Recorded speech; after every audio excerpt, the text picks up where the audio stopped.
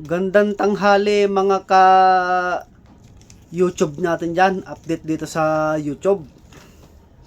Salamat pala sa mga nag-subscribe, like, and share dito sa aking YouTube channel. Shout out sa mga nag-aanting, mga nagagarapa, nagmumutya, naghahabak, nagbimedalyon, naggagamot. Shout out po sa inyo dyan, Luzon, Visayas, Mindanao.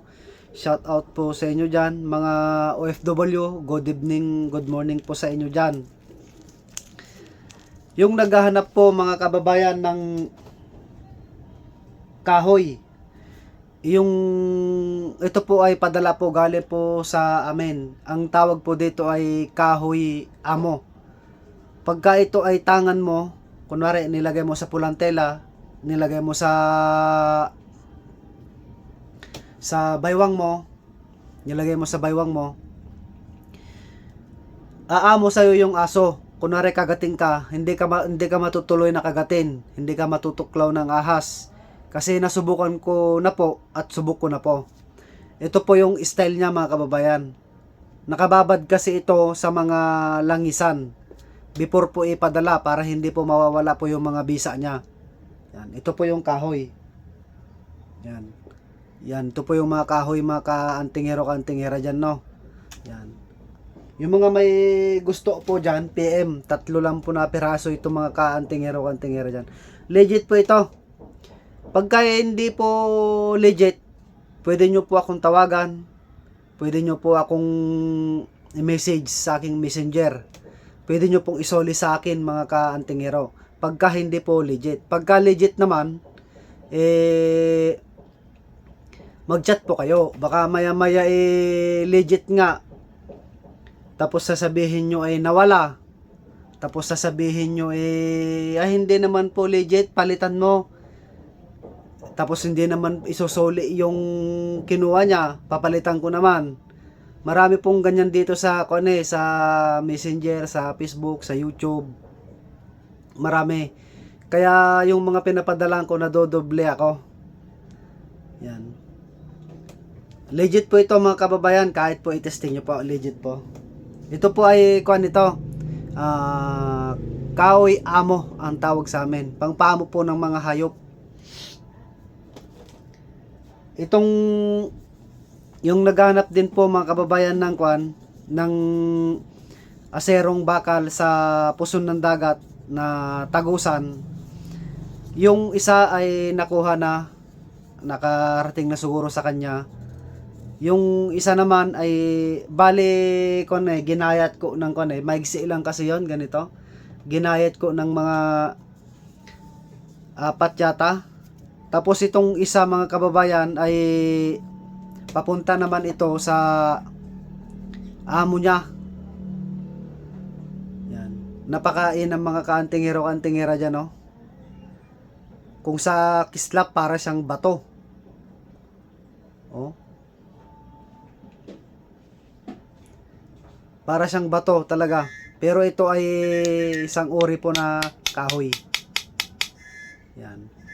Napakainan po ito mga kababayan. Sambo, stridor, kumbati spiritual, kumbati gamutan.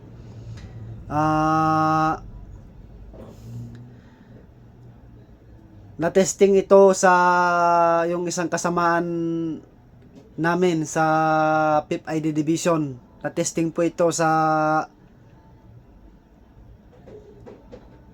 tawag ito, yung sa parting Bicol. Basta parting Albay. Na-testing po ito mga kababayan. Na-testing talaga. Hindi niya tinanggal sa katawan niya at sinabit at binaril, hindi po. Na-testing niya po ito sa ambos nila. Napakainan po ito mga antingero-antingera dyan. Subok po yan. Tagusan po yan, oh. Kahit tignan nyo po. Ang tumagos po dito ay kapwa ng kahoy din, yung ganito din na asero. Bali, isang puno na ganyan. Tapos yung sanga niya, tinusok niya yung kapwa niyang itong kahoy na yan. Kaya malalaki po ito kasi po ito puno, yung pinakapuno niya. Aserong bakal sa puson po ng dagat.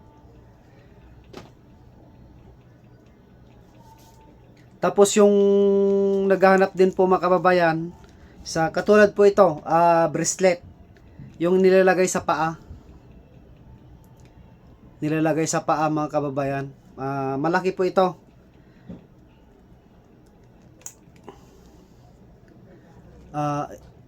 Pwede sa lalaki, pwede sa babae. Tama lang po ito sa paa. Ito po ay yung pinagdipaan ng Panginoon sa simbahan. Tapos alipaypay, dignum armor, kamandag. Tapos ito ay Siete Virtutes.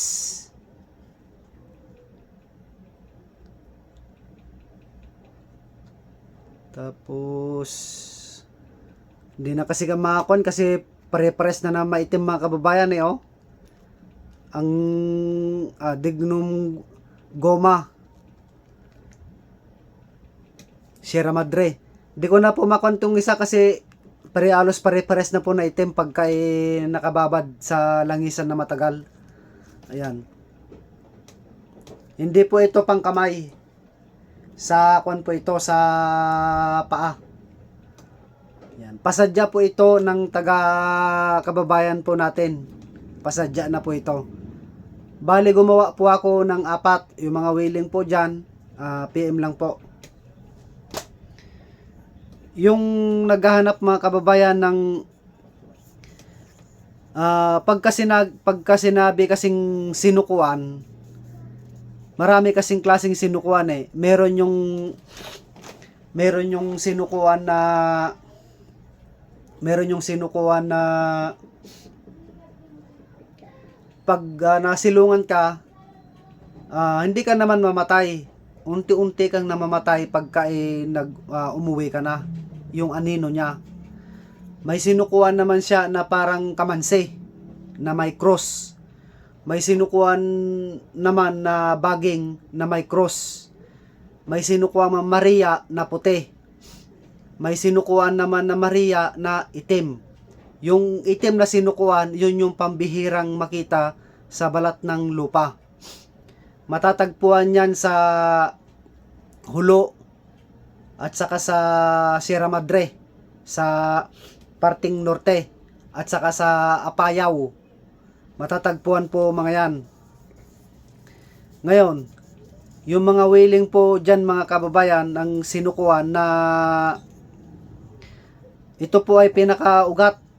Sinukuan Mariang itim. Ito. Ito po yung sinukuan Mariang itim mga kababayan. Yan. Ang kaputol niya po ito ay yung nasa belt ko na malaki. Ang kaputol niya. May butas na din po mga kaantingero-kantingera dyan. Ito yung mga ugat niya na pinagpuputol-putol ko. Malapad po ito. Yung mga willing po dyan. Yung mga willing po ng magtangan po. Ito po ay kwintas po ito mga kaantingero. Kahit ito lang po yung kwintas mo, sapat na ito. 100% ito. 100% original, legit po na sinukang Mariang itim. Ang sinukang Mariang puti naman ay tumataba lang po yon na hanggang ganito po na puti. Ito po ay itim. Naglalakihan po ito na itim. Bihira. Ito ay kahoy. Parang uling po mga kababayan. Pero ito po ay napakatigas. Pag kinagat mo po ito, baka bungi ka. Napakatigas po ito, parang bato. Sinukuang Mariang itim. PM sa may gusto mga kababayan. Ito namang mga kaantingero-kantingera dyan ay dignum goma. Ang dignum goma po ay bihira ka po makakita ng dignum goma na kahoy na tagusan. Napakainam po ang dignum goma na tagusan na kahoy. Ang dignum goma kasi na yung nababaluktot siya, yung nababuluktot, ayun ay niluluto po yon. Gumagawa din kami ng ganon na niluluto. Pero itong makikita nyo mga kababayan ay tagusan na dignum kahoy. Yan, dalawa po yan, tagusan po yan mga kababayan, no? Tagusan po yan. Tagusan po yan mga kaantingero-kantingera dyan, tagusan. Tagusan din po ito. Dalawang dignum goma na tagusan. Yan, ito po yung kalaki niya. Tama-tama lang po ito sa kwentas. Napakainam po ito mga kababayan. Kung gusto nyo pong malaman na original siya, bumawas ka ng konti, sunugin mo. Amoy goma siya. Yun ang original na dignum goma. Legit hanggang 100%. Pagka hindi original, pwede nyo pong isoli po sa akin. Napakainam po ito mga kababayan, no? Napakainam po ito. Kumbate spiritual, kumbate gamutan, ambus, traidor, palipad hangin, barang kulam, aswang, tigalpo, laman lupa, gwende, kapre, o anuman po ay hindi tatalab to pagka isuot mo po ito. Ganun, lalong-lalo na po ito mga kababayan, no? Itong sinasabi namin na sinukang Mariang Itim. Napakalaki mga kababayan, no? Ganun din po ang besa niya, halos magkakapantay-pantay lang po mga kababayan. Ang pinagkaiba lang po dito sa sinukang Maria ay kilala naman po yung sinukuan na sinasabi nila. Aserong bakal, ganun din po mga kababayan, no? Ito naman po yung kasa na ito naman po yung kasa na supremo. Lana supremo mga kababayan. Ito. Gumawa po ako ng langis na lana de guerra, lana balasik, lana luntian, lana di bala, lana palipad hangin, lana sa gamutan. Ito naman po ay lana supremo. Ang nakalagay po dito sa loob niya mga kababayan, ang nakalagay po dito sa loob niya, konti lang po na langis. Kunwari, langis po ng nyug na walang mata. Tapos, langis po ng punso. Langis po ng kahoy. Mga ganun ba? Pinagsama-sama mga kababayan. Tapos, nilagay dito sa loob. So, ibig sabihin, puno po siya ng langis. Ng iba't ibang langis mga kababayan. Sinubukan ko sa gamutan, napakainam. Tinanggal ko lahat po ng gamit. Ito po yung sinuot ko. Nung nahuli ko po yung mangbabarang, naihigop daw siya, na halos mamatay daw siya. So ibig sabihin, mabisa siya nasa gamutan. Itong Supremo Lana Supremo po ay nanggagaling po sa amin. Ngayon sa amin naman na pagawaan doon ay doon nagdederek yung kasamahan na mga nasa gobyerno. Nagdederek sila, kunwari kumukuha sila ng bote na may design nila, kumukuha sila doon, nagdederek yung mga kasamaan na nasa gobyerno. Ako naman, bote-bote na malalaki ang pinapadala sa akin, na ginagawa ko naman dito, isinasalin ko mga kaantingero-kantingera dyan. Napaka-original ito. Pagka gusto mong magtangan ng Lana Supremo, PM po. Ang nakalagay kasi dito, kaya maitim, ay sarit-sari po na dignum, kung ano-ano po nakalagay mga kababayan. Yan. Ganito po yung bote po na pinapadala nila. Yan. Tignan mo kung anong laman sa loob. Oh. Ang laman sa loob mga kababayan, kahoy na parang linta. Kahoy na parang linta. Dito ako kumukuha, isinasalin-salin ko. Katulad po itong mga pinapadala nila mga kababayan, no? Oh. Tignan nyo po yung bawas niya. Nilagay ko po dito sa loob niya. Yan. Ito po.